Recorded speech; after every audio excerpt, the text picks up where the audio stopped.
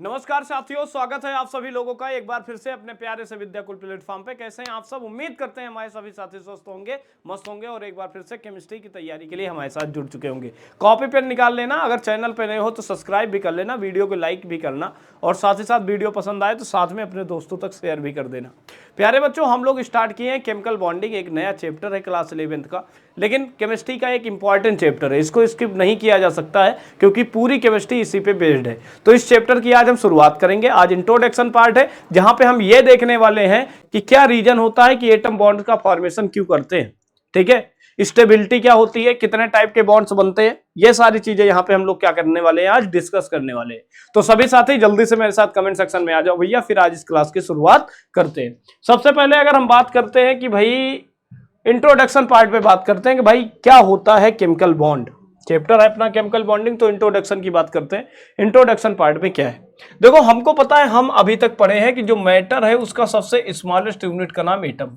लेकिन एटम क्या है बेटा? अनस्टेबल है, और अनस्टेबल होने की वजह से एटम एक दूसरे से कंबाइन हो जाता है। एटम एक दूसरे से क्या हो जाता है? कंबाइन हो जाता है, और क्या फॉर्म करता है बेटा? मॉलिक्यूल फॉर्म करता है। तो ये मॉलिक्यूल का फॉर्मेशन इसलिए करता है कि ये खुद को क्या कर सके? स्टेबल कर सके, क्योंकि हमको पता है ये जो मॉलिक्यूल है वो स्टेबल होता है। तो हम यहां पे आज यही देखने वाले हैं कि मॉलिक्यूल का फॉर्मेशन होता कैसे। अभी तक तो हम जानते हैं कि एटम आपस में कंबाइन होकर के मॉलिक्यूल बनाते हैं। मॉलिक्यूल नेचर में इंडिपेंडेंट स्टेट पर एग्जिस्ट करता है, इसका मतलब ये स्टेबल है। एटम इंडिपेंडेंट फॉर्म में एग्जिस्ट नहीं करता, इसका मतलब अनस्टेबल है। तो इन दोनों के पीछे का जो रीजन है अनस्टेबल और स्टेबल के बीच का, उसको यहां पे हम समझने का प्रयास करेंगे इस चैप्टर में। ठीक है, तो सबसे पहले इट इज वेल नोन, जैसा कि आप सभी लोग जानते हैं, except the inert gases. Inert gas को छोड़ करके no other element exist independent atom under the ordinary condition. कोई भी एटम जो होता है नेचर में एग्जिस्ट नहीं करता ऑर्डिनरी कंडीशन पे। जैसे हम लोग अगर बात करते हैं हाइड्रोजन की, तो हमें H2 के फॉर्म में मिलता है। कभी ये अकेला मिला है क्या? नहीं। लेकिन वहीं इनर्ट गैस की बात करें, हीलियम हमेशा He के फॉर्म में मिलेगा, निकल हमेशा Ne के फॉर्म में मिलेगा।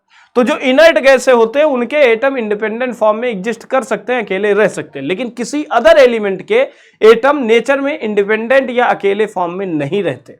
इसके पीछे का रीजन क्या है? Most of the element exist in the molecule. बहुत सारे एलिमेंट मॉलिक्यूल के फॉर्म में पाए जाते हैं। जैसे H2 क्या है बेटा? मॉलिक्यूल है, जबकि H क्या है? एटम है। ये तो एटम हो गया बेटा, और ये तुम्हारा क्या हो गया? मॉलिक्यूल। तो जब एटम स्टेबल है ही नहीं तो वो क्या बनाएगा? मॉलिक्यूल बनाएगा। कह रहे हैं most of the element exist as the molecule which are cluster of the atom. जो कि एटम के क्या होते हैं भाई? क्लस्टर्स होते हैं। How do the atom combine to form the molecule. किस तरीके से एटम कंबाइन हो जाता है और मॉलिक्यूल का क्या करता है? फॉर्मेशन करता है। And why do the atom form bond, और क्यों ही एटम बॉन्ड का फॉर्मेशन करता है। Such doubt will be to discuss in this chapter. ये जो डाउट्स हमारे मन में है उनको इस चैप्टर में हम क्या करेंगे बेटा? डिस्कस करेंगे। A molecule will be form if the more stable has the lower energy than in the individual atom. कहने का मतलब क्या है?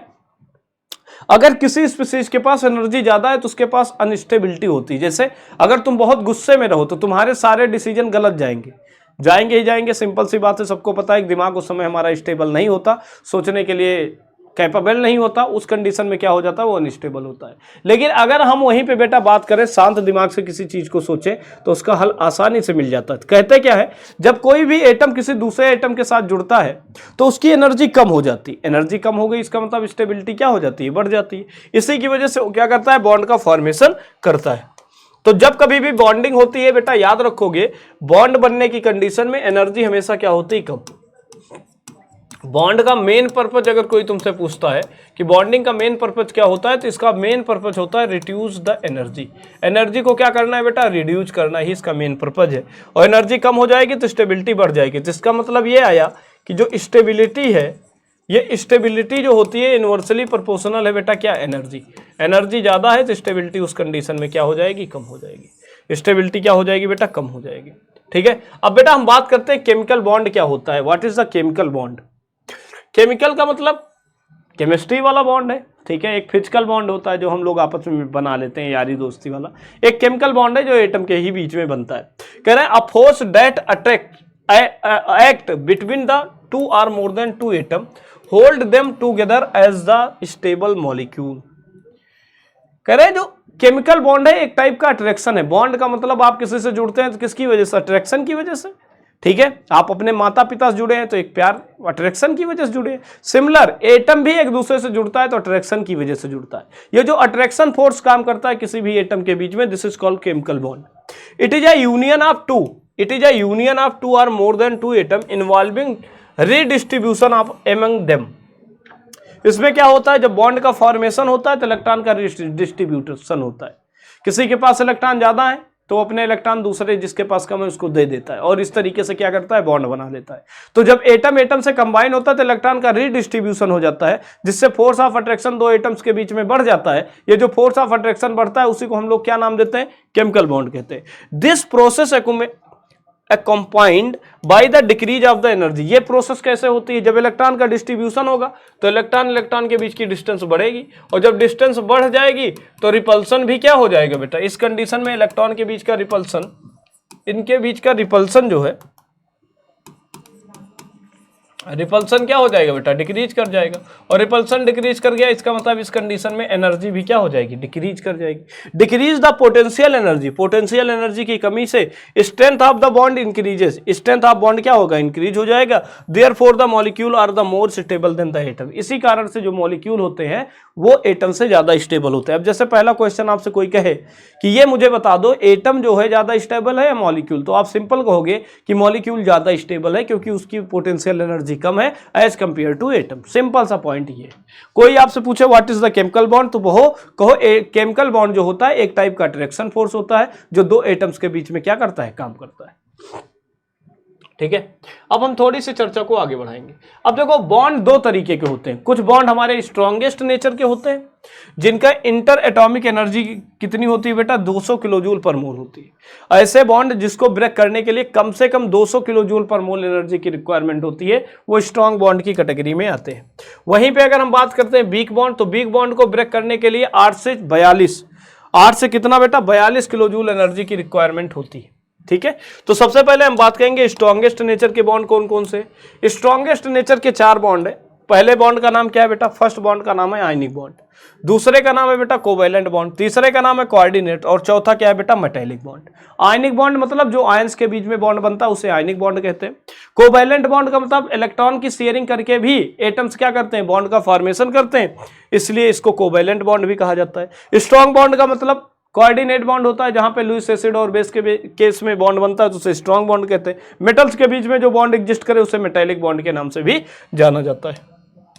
प्यारे साथियों, अब बेटा वीक बॉन्ड की बात करते हैं तो वीक बॉन्ड में 2 तरीके के बॉन्ड हमें पढ़ना है। एक है hydrogen bond for the natural molecule, जैसे H2O है तो H2O को आपको पता है H2O से जुड़ करके आइस का फॉर्मेशन करता है, बर्फ बनता है ना, किस बॉन्ड की वजह से, हाइड्रोजन बॉन्ड की वजह से। दूसरा है वांडर वाल फोर्स, 8 से 42 किलो जूल एनर्जी की रिक्वायरमेंट होती है हाइड्रोजन बॉन्ड में, जबकि वांडर वाल बॉन्ड को ब्रेक करने के लिए 2 से 8 किलो जूल एनर्जी की रिक्वायरमेंट होती। ठीक है, अब बेटा बात करते हैं cause of the chemical combination. Cause of chemical combination, chemical combination का कारण क्या है, केमिकल कॉम्बिनेशन का कारण क्या है। पहला है tendency to acquire the minimum energy. पहला देखो बॉन्डिंग का पहला रीजन क्या है, कारण क्या है, एटम बॉन्ड क्यों बनाते हैं, तो देखो बेटा आपको पहला कारण ये पता चला है कि वो अपनी एनर्जी को क्या करना चाहता है, कम करना चाहता है। कह रहे हैं when two atom approach to each other, जैसे मान लो 2 एटम है, एक एटम का न्यूक्लियाई ये इसके इलेक्ट्रॉन, ये दूसरा एटम दूसरे एटम का न्यूक्लियाई और इसके इलेक्ट्रॉन, तो इसका न्यूक्लियस इसके इलेक्ट्रॉन को खींचेगा, इसका इलेक्ट्रॉन इसके न्यूक्लियस को खींचेगा। When two atom approach to each other, nucleus of one atom attract to the electron of another. Simple सी बात है, the nuclei and the electron both are the atom repel to each other. अब देखो बेटा आपको पता है electron electron में क्या होगा, रिपल्सन, ये इलेक्ट्रॉन इलेक्ट्रॉन को रिपल करेगा, लेकिन ये न्यूक्लियाई न्यूक्लियाई को भी रिपल करेगा, लेकिन इसका न्यूक्लियाई इसके इलेक्ट्रॉन को क्या करेगा, अट्रैक्ट, क्योंकि पता है डिफरेंट अगर अपोजिट नेचर के चार्ज होते हैं तो उसमें अट्रैक्शन काम करता है, लेकिन सेम नेचर के अगर चार्ज आ जाते हैं तो उस पर क्या आ जाता है बेटा, रिपल्सन काम करता है। इसलिए इलेक्ट्रॉन इलेक्ट्रॉन को रिपल करेगा, न्यूक्लियाई न्यूक्लियाई दोनों एटम के आपस में रिपल करेंगे, लेकिन एक का न्यूक्लियाई दूसरे के इलेक्ट्रॉन को क्या करेगा, अट्रैक्ट करेगा। क्या करेगा, अट्रैक्ट करेगा। Correct, two nuclei and the electron of both of atom repel to each other. ठीक है, सो द अट्रैक्शन, अब देखो अगर बेटा न्यूक्लियस, एक का न्यूक्लियस दूसरे के इलेक्ट्रॉन को अट्रैक्ट कर रहा है, इसका मतलब अट्रैक्शन फोर्स काम कर रहा है। लेकिन वही इलेक्ट्रॉन इलेक्ट्रॉन को रिपल करेगा, न्यूक्लियाई न्यूक्लियाई को रिपल करेगा, इसका मतलब रिपल्सन फोर्स भी काम करेगा।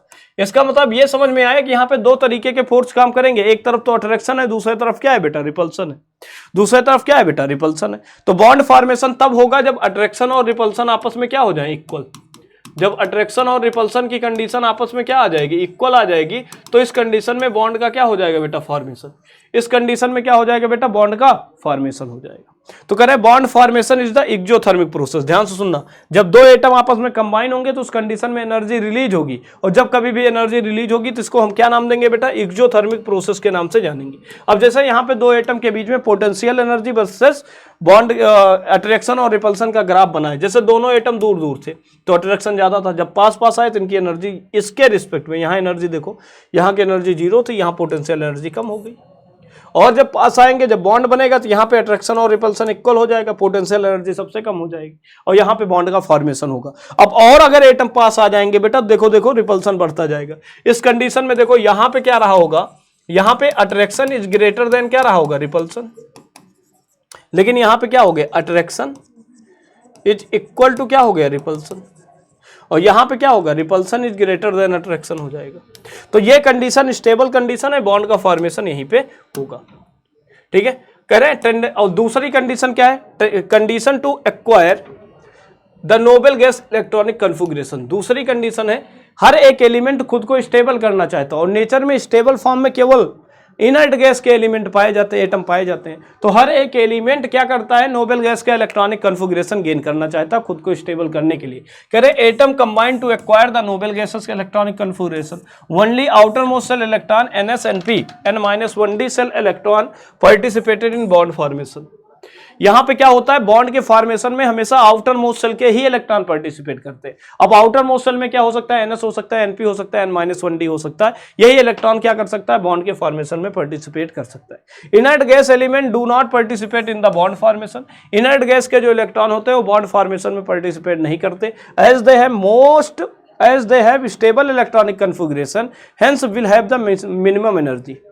जब यहाँ पे इलेक्ट्रॉनिक कन्फिगरेशन हमारा स्टेबल होगा तो इस समय एनर्जी इनकी क्या हो जाएगी, मिनिमम हो जाएगी। स्टेबल इलेक्ट्रॉनिक कन्फिगरेशन तब होगा जब आपका ऑर्बिटल क्या होगा, कंप्लीटली फिल्ड हो जाएगा। जैसे इनर्ट गैसों का जनरल इलेक्ट्रॉनिक कन्फिगरेशन है NH2 NP6। यहाँ पे देखो S सबसेल भी कंप्लीटली फिल्ड है और P सबसेल भी कंप्लीटली फिल्ड है। इसका मतलब उनके आउटर मोस्ट सेल में 8 इलेक्ट्रॉन होते हैं। जब कोई भी एटम अपने को स्टेबल करना चाहेगा तो उसके आउटर मोस्ट सेल में 8 इलेक्ट्रॉन आने चाहिए। क्लियर है, चलो आगे बढ़ते हैं। Kossel and Lewis approach to the chemical bonding. Kossel और लुईस सबसे पहले क्या था, इन्होंने केमिकल बॉन्डिंग को समझाने का सबसे पहला प्रयास किया। ठीक है, इनके अकॉर्डिंग क्या कहा था, every atom has the tendency to complete its octet. Octet का मतलब 8 इलेक्ट्रॉन कंप्लीट करना। अभी आपने पीछे देखा जितने भी इनर्ट गैस हैं उन सबके आउटर मोस्ट सेल में कितने इलेक्ट्रॉन है, 8 इलेक्ट्रॉन है। तो 8 इलेक्ट्रॉन को ऑब्टेन करने के लिए, एक इलेक्ट्रॉन को कंप्लीट करने के लिए एटम क्या करता है, ऑक्टेट को कंप्लीट स्टेबल करने के लिए ऑक्टेट को क्या करना चाहता है, कंप्लीट करना चाहता है। कहां पे, आउटर मोस्ट सेल में।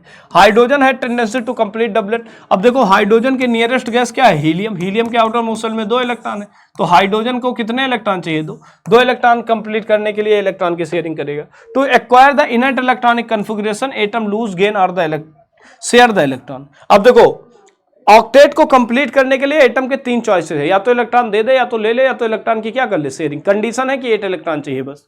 ठीक है, कह रहे हैं the tendency of atom to achieve the 8 electron in their outermost shell is known as क्या बेटा, is known as chemical bonding. यही हमारा क्या कहलाता है बेटा, यही हमारा केमिकल बॉन्डिंग कहलाता है।